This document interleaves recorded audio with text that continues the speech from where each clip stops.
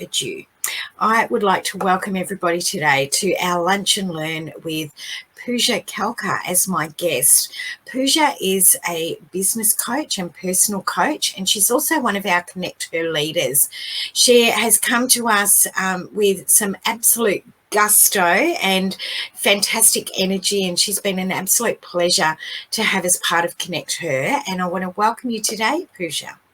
Thank you, Lee. Thanks for having me. I'm really looking forward to our conversation today. I am too, because I really want to find out more about you.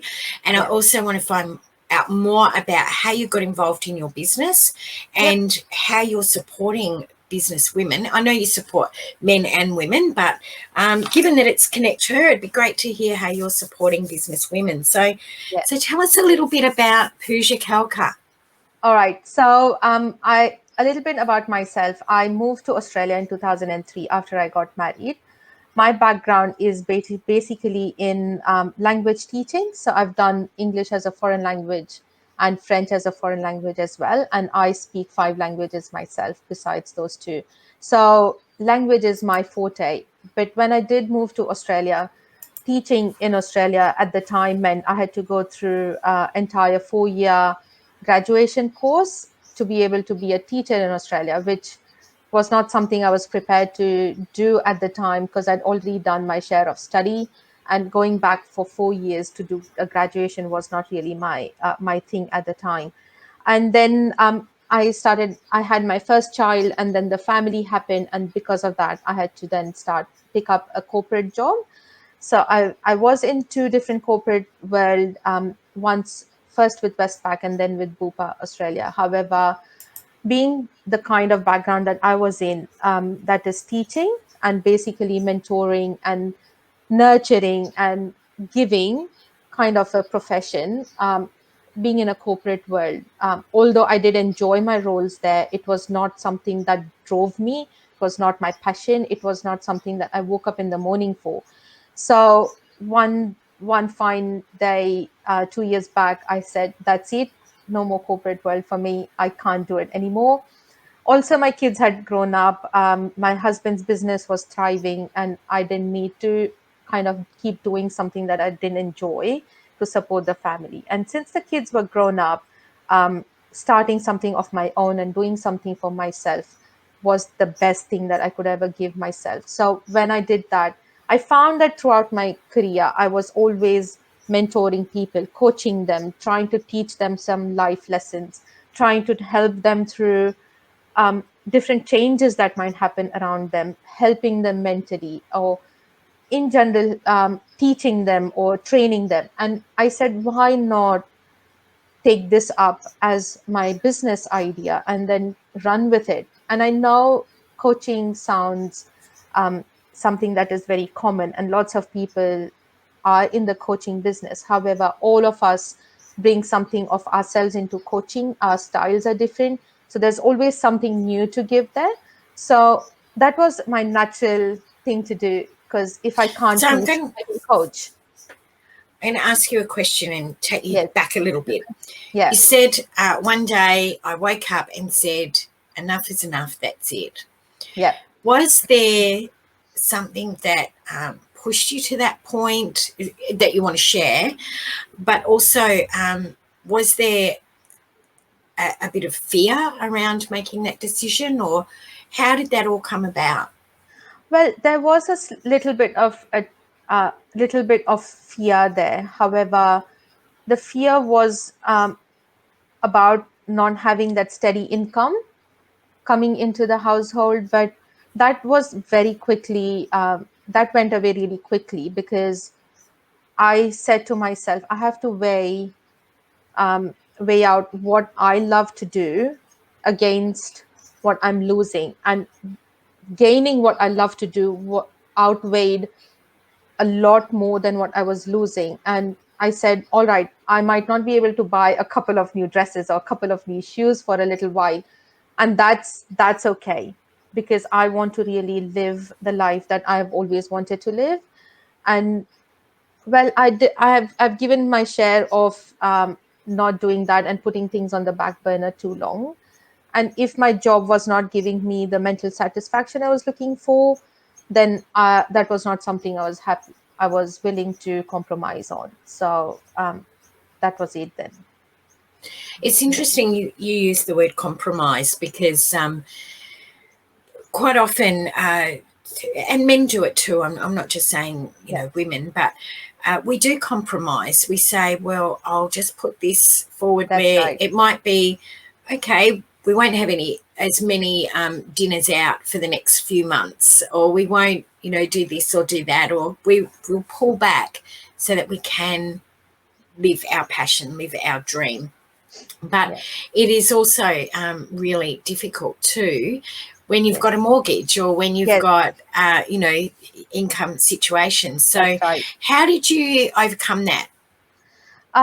Well, like I said, I kept doing my full-time job in a corporate world till my husband's business had grown enough to then be able to take on whatever that I was not bringing home. So I did wait for that long.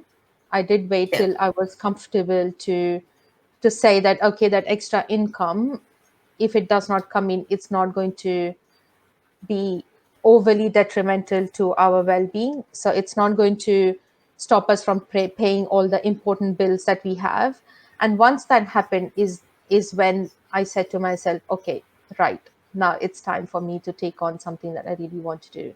I have to say, though, I did stick it out till then. I That was not, it was not an option to just, up and leave whenever I Yeah. felt like. Yeah, so I did look it out. I just see it out. Yeah. It's interesting. I actually just recently did a podcast on, over the last few months, we've had lots of conversations with ladies that have had to take on extra work, Yeah. or they've had to take on part-time work, and you can almost feel the embarrassment in their voice when they're saying, I have to go and take some extra hours to keep the income Yes, flowing within that household. And my thing is that, do you know what? If you have to go and do it, that's do right. it. That's right. Because if it's giving you the opportunity to even work part-time on your passion project, then, two thumbs up. That is That's right. awesome. That's right. And so there's always that fallback if you need it. Yes. Yes. And also, I have to say, I'll never ever undermine the kind of experience I received in the corporate world, because it teaches you a lot. It teaches you how to deal with different kinds of people. It teaches you how to adapt, because the corporate world is over constantly changing. You might think that it stays the same from the outside, but when you're actually inside, there's always constant changes. When the leader changes, the entire process changes. So it actually does teach you to adapt. It teaches you how to put yourself out there. It teaches you how to talk about your strengths. It teaches you a lot. So I'll never ever undermine that. I will always forever be grateful for whatever I learned in the corporate world. But having said that, it was not something that drove me personally inside. It was not, it didn't spark a light inside me. But, and that's the only reason why I quit, because if it had always been something that lit me up in the morning and made me jump out of bed in the morning, I would have still continued. Because believe me, there's different kinds of people who can be in there, and there's different kinds of people who cannot be in there, and I was not one of those person. But I really admire people who actually come up and boldly say that I have to keep this job, does not matter what my passions are. But, and because they have families, and that's okay too. There's never a reason to feel ashamed of that. So I did No. it.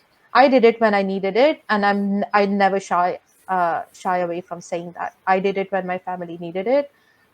But that's okay. That was something I needed to do. A question's come through from Yeah. Jacqueline Smith, which was, do you feel your own health and well-being was affected while in the job you didn't want to be in? Which is a great question, because it Very can, good question. Very, very yeah, good question. I think it did hugely, because when you're not mentally happy, your body will tell you. And I knew it for a very long time. but I did have to stay into it and somehow make it work. But it did not sit well with me physically or mentally, and it did affect me for a very long time. I found myself being quite snappy at home because I was not happy. I didn't feel healthy physically. I'm a very active person, but being in a corporate full-time job where you have to travel into the city and travel back didn't leave me too much time for exercise or anything to do with physical activity. Because then after you come home, you have to drive your children to whatever sport or music or whatever have you. So you're always constantly doing something for the others and very little time to put into yourself. So it did affect me mentally and physically as well. It did. Absolutely.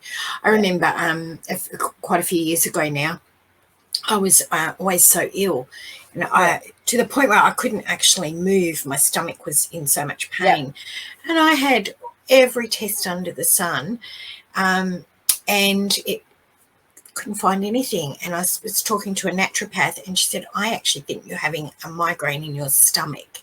Yeah. It's it's stress." So Yeah. it's amazing what stress and Yes. and not being in something that you want to do can cause physically and mentally to you as well. Yeah. Because Yeah. it's affecting yourself, and we forget the power of our mind.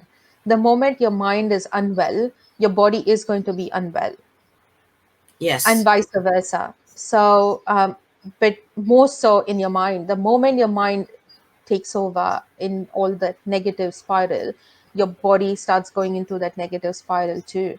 And it's very important to give back to your mind more so, along with your body, obviously. But when you have a healthy mind and you're positive and you're doing things that you really love doing, your body will respond as well. Absolutely. Absolutely. Yeah. Now we've been our topic today is about the fear of change, Yes. and how that inability for change can Yeah. sometimes not open us up to opportunities. So Yeah. take us through that process of change. Yeah. So the reason why I really love talking about this is that we always forget that change is the only constant in our life. So change is the law of life and nature. Nature changes every 4 months. We have a change in season. In your life Thank as well. goodness. Thank goodness for that, Yeah. because then we have beautiful spring mornings. And in your life as well, you have different phases, and which is what takes you from being a baby into your adulthood, and you have all of these phases. So we do have change in our lives. However, I do recognize also that those changes are not controlled by you. Again, it is something that you cannot really opt to not go through. It is something that happens automatically. However, there are some changes that get thrown at you that can be harder for you to adapt to, and that is the fear. Because human beings are hardwired to stay in an inertia.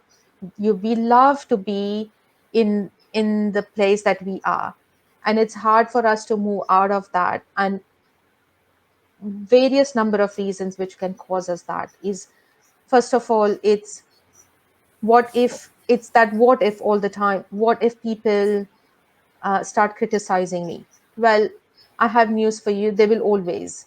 Does not matter what you do. There are people who will always tell you what you're doing is wrong.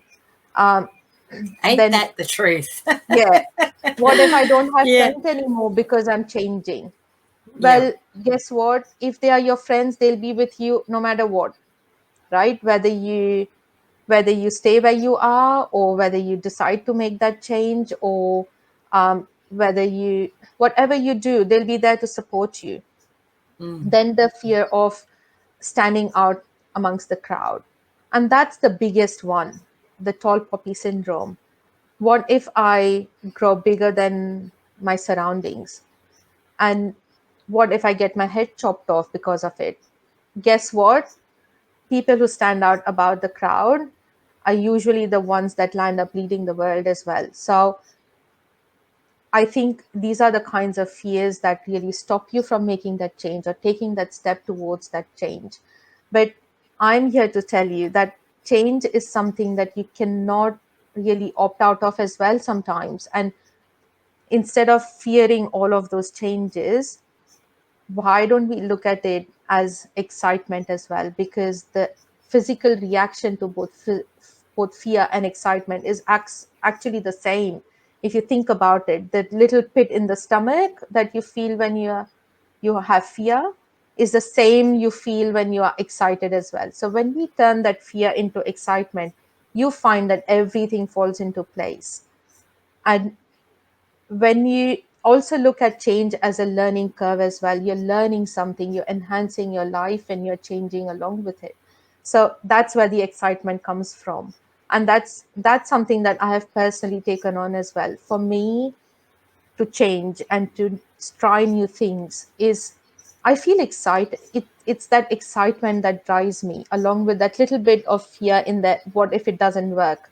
But doesn't matter, because the excitement is far greater than that fear, and that's And what what if propels it me does forward. work? What if it And does what work? if it does work? Exactly. What I've if it always does work? been, yeah. Yeah, You know, instead of oh, what happens if? Well, what yeah, happens if this happens and it's that's fantastic and it right. works? And if it doesn't happen, well, it's unless you're not going to kill anybody, then it's fixable. Things are Yeah, fixable. Things are changeable. yeah, So yeah, it's what if, and it's the tone of how you say what if to yourself. Oh, what if this happens, or well, what if this happens.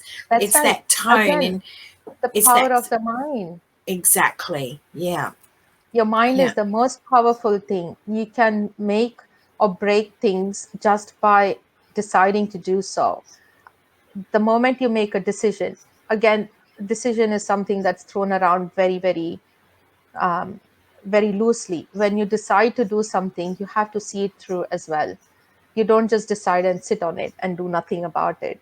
When you yeah. decide to do something, when you decide to take that first step towards the change, you'll find that you actually start taking action towards things, and things start falling in place, and somehow the environment around you starts changing, and there's no tangible way of explaining it other than just experiencing it. So it is I think something that also one has that to experience. Yeah, also, do you find, Pooja, that when you do make that decision for change, whether it be, it could be any sort of change. It could be yeah, just a simple thing, or it could be something, very life changing. But yeah. when you do make that decision and you take that first step and then you take the second step, do you notice that there's a change in the energy around you and things start to just fall into place? Things start to get a good flow because you're not you're not stuck in that one spot where the That's energy is absolutely right. draining you. That's absolutely right. Because again, that's the intangible that I'm talking about. It's impossible to really quantify that change in environment, because you can't really explain it either. It's something that you can experience, because the moment you start taking those small steps, and does not have to be a massive action. It is small little actions on a daily basis that bring you closer to that change that you're hoping to get in yourself. And the moment, again, about change, the first thing is that you don't eat an entire elephant at a go, right? You have to break it down. So once you start breaking it down, it stops looking as something that is indomitable. It starts feeling doable, starts feeling achievable. And when you break it down into small little steps that you can do every day to go towards that change, it becomes so much more easier. So my tip today would be, don't see it as a one big thing that you need to change. Look at the small thing every day that you need to do. Break them down into the tiniest piece you can ever achieve. And and once you start doing that, that feeling of achieving that one tiny goal itself will propel you towards the next step. So that's my little tip today. I like that tip.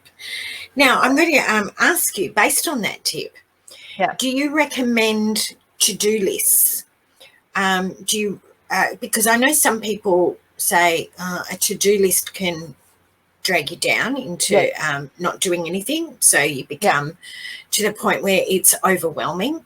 So do you recommend that people have a to-do list or have a goal that they break down into pieces and work on daily? Through how do you get them to that point? Okay, so my suggestion would be always try to change human mind and neuroscience. On the basis of neuroscience, humans are not capable of changing more than 3 things in their life, right? So choose just 3 things, and out of that as well, choose one that is the biggest priority in your life, and then break that down. Because yes, you can have a to-do list for the chores that you need to do during the day, because that just need to happen, that you can't live without those. But when you are trying to achieve a goal, choose the one that is the biggest priority in your life at the time, and then break them down into tinier goals that you can. So one of the big goal is a long term goal. So you set yourself that, maybe say for example, the easiest example that I can give you is that maybe you are trying to achieve a healthy weight. So say you say to yourself that, say in the next year I want to lose maybe 20 kilos. I don't know, I'm just putting that as an example. 20 kilos in the year. So then you then break it down that in the next 3 months, this is the weight I want to reach, and then you break it down further. In 3 months, okay, if in 3 months I have to achieve, say, maybe lose 5 kilos or whatever you set yourself a target, then these are the small things I need to do every day to get there. So say for example, one of the tiny things would be, maybe I'll start eating more greens for dinner. I don't know, that's a small achievable task for the day. Or maybe if I walk for 20 minutes, I'm going to add 10 more minutes to my walk every day. So small achievable things that you can do on a daily basis, which does not seem like a massive task that you have to really concentrate on every day. In that scenario, yes, a to-do list seems doable, but then this is how you break it down. Yeah. So this is And my suggestion. with your goals, you were saying, like maybe a year out. Do you suggest having, your goal 5 years, 3 years, 1 year? Do you have sort of a timeline that you say this is really what to work on? Well, Not I'm a too far person. out, or Yeah, well, I am a person. I personally feel that if you put down your goal too far ahead in the future, maybe that can seem a bit daunting, because you don't see yourself that far ahead. I feel that a year down the line is kind of a more achievable target goal, because then you can see, say, let's just discount 2020, but say you start your goals today for 2021. Let's say by December 2021, I want to have, say, have $80,000 in my business, make a profit of $80,000, which can seem doable. If you then break it down into what do I have to do every quarter to achieve that, and then you can then further break it down. So I think that a year is an okay target to have, rather than. And then based on that, once you have achieved that, especially if you're not used to doing that kind of breaking down activity, if you once you do that for the first year, then maybe you are more equipped to then take it longer and further down. But I think that start with a year first, yeah, because that yes, seems absolutely, more and more, you have a better insight to the year rather than 5 years down the line. yeah, absolutely, and also it's in your mind. It's easier to see it Exactly. than it is, in 5 years or. Exactly. Now, we've had another question come through, which is, do you think it's changing our behaviours which are in our control to achieve our end goal? Which is exactly what we've been talking about, our behaviours and our thought patterns. And, Yes. Do you think it is changing our behaviors which are in control to achieve our end goals?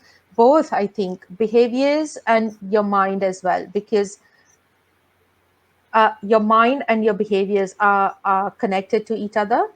So how you think will dictate how you behave, and how you behave will dictate how your mindset changes as well. So it's both. So say, for example, I decide that I'm going to change, I'm going to start eating more greens, right? So when I start having more greens in the evening so that I can get to my ideal weight, my mind actually creates this neural pathway that tells me that eating green is actually a good thing, which I may not have had before. And it also creates that neural pathway that then leads to better digestion. So it is all interconnected. It also will then dictate the quantity or my appetite as well for the evening, because then I'm eating smaller meals, because then I'm not eating things that are more carbohydrate rich or whatever have you. So it is all interconnected. Both behaviors and your mind will dictate the result of your end goal. So if you have to change something, it has to be both. You make a decision which is in your mind to make a change, and then you behave accordingly to result to have that result in that change as well. So both, I think it's both. I have to agree. You've got to get your mind right to make those behaviours happen. It's the same as, you can always go, oh, I'm going to go for a walk every day. And you know that you've got to go for, and you want to go for a walk every day, but unless you change that behaviour of making sure that you do it, you won't do it. So, No, you won't. And I'm the first person to say, oh, I've been there and done that. So, yeah, me too. Well, I'm the first person to admit that it's really hard to make a decision and stick to it as well, because most of the times you find something else that's most important, and that's your excuse to not do a behavior. I'm the first person to admit that, because I've been there and done that. I think we all have. Or you find something that's easier to do. You think, oh, well, I'll just do that because it's a little bit easier, and I don't have to push myself. And that's right. That makes life just so much more special, when actually it doesn't. So, it is about getting your headspace right, and then getting those actions happening as well. So, yes, that's right. That's right. That's right. And once that starts happening and you see the change in yourself, that itself becomes motivating. It's like then you don't have to push yourself as hard, because you can see the results around you. Exactly. Yeah. And sometimes it's, just the first part is always the hardest. It's that one step that's the hardest step to take. But then your foot takes the next step, and that's a little bit easier, and the next step. And it doesn't matter what we're talking about here. It's that one initial step. I remember when I was looking at, I wanted a special person in my life, and I'd make every excuse under the sun to, not go out. I'd sit at home, and, he's not going to come knocking at the door. So that step was, Lee, you've got to go and get out. You've got to go out every single weekend to meet somebody. And it took ages, but sometimes I can be quite shy. You wouldn't think so, but I can be shy. And so to be like really, really gut-wrenching for me to have to go out on my own to, like a party or something. But then it got easier because I became more familiar with it. So it wasn't so tough going out on my own, so to speak. Yeah. The first step is the hardest.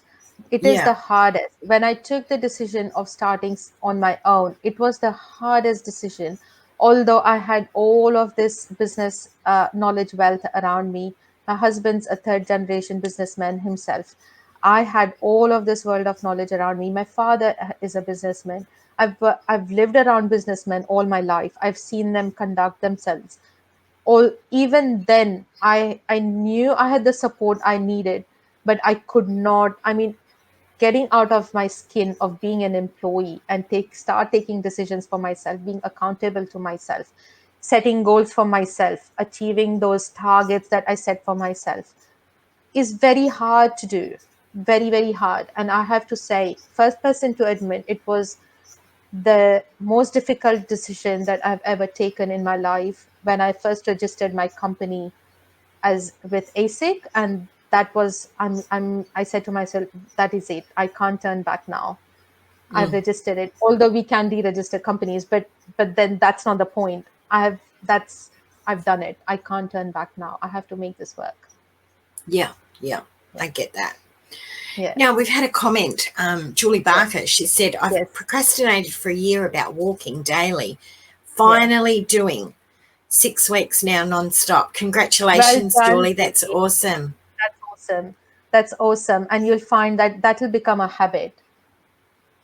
That Especially becomes a habit. six weeks non-stop now. Yeah, Yeah. it's Yeah. definitely a good habit. A good habit. A So very good well habit. done. And I'll tell you, I had the habit of exercising pretty much every day, and that was one thing that I hated about being in corporate world. I didn't have the time to exercise every day, and my body was telling me, you letting go of your habit, and that is what made me just stop everything. I said, no, I have to get back. And now I exercise almost every day again, and it's the best thing. It makes you happy, gives you that feel good hormone. And I'm sure Julie would agree that it makes you feel wonderful after you've come back from a walk or a run or whatever. Yeah, there she goes. Yeah. Yeah. She loves her Really walks. loves her Yeah. walks now. I'm looking forward to going. And we like seeing all the photos that are coming up actually on Yeah. Facebook of the cows and all the beautiful flowers. So so I'm going to call out if anybody's got any questions for Pooja, please pop them into the comments and we'll get to those. Now, have you got some tips for people that want to just make those little small changes in their life to make sure the fear gets pushed down so that they can get just making that first step? Yes. So first of all, decide to yourself what change you want to make, and it has to be something that is really, really important to you, first of all, because unless it is absolutely important to you, the motivation to make that change will not be there, and fear will always take over. So it has to be something that is absolutely essential, and which is which is your non-negotiable in life. Like, you won't let it go for anybody. It could even for your husband, your loved ones. You will never ever compromise on that change. So that is something that has to be paramount in your life and very important to you personally, very, very close to you, very close to your heart. So first of all, pick one. I would strongly suggest that don't pick a huge amount of things that you want to change, or you want to see in yourself or achieve as well. Because the moment you put a lot in your basket, it will always seem daunting, and then the fear will take over. So pick one thing that is absolutely important to you, that you are motivated enough to go and make the change. Once you have done that, I suggest put it somewhere where you can see it every day. So it's like your reminder that this is what you want to achieve, something that you can look at every day, maybe on your fridge or whatever it is that you pass by in the morning, or right in front of your bed when you wake up, whatever you think is the right thing for you. And then sit down with ideally a planner. Like a lovely friend Ildi says, don't do a to-do list unless you have planned it out correctly. And once you've set out your planner, mark out the slots in the day when you're actually going to take action to make that change happen. Because once you have committed to the time slot, you'll find that you'll not put anything other than that in your day. So you've actually scheduled it in. So you can't make that excuse to yourself that I don't have the time, because you've actually put the time down somewhere to say that this is what I'm committing myself to at that particular time. So these are the few tips.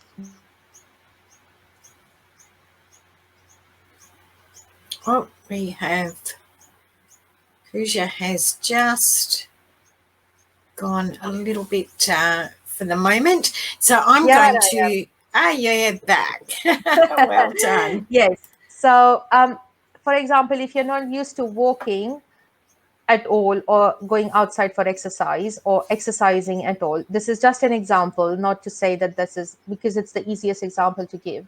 Start by just wearing your sneakers around the house. Okay, do that for a week, and then start by walking to the letterbox. Do that for a week, then start by walking down your lane to the corner of your lane. So what I'm saying is that break it down to such a small thing that you can't really make an excuse that I can't do that. It should be so tiny that you can never make an excuse for yourself. So this is my tip. I love you've given some fabulous tips, Pooja.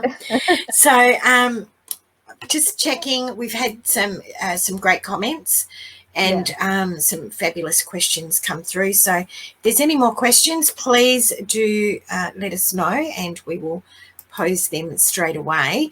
But if people would like to get in touch with Pooja, this is your website, which we've got on the screen, which is realineyou.com.au.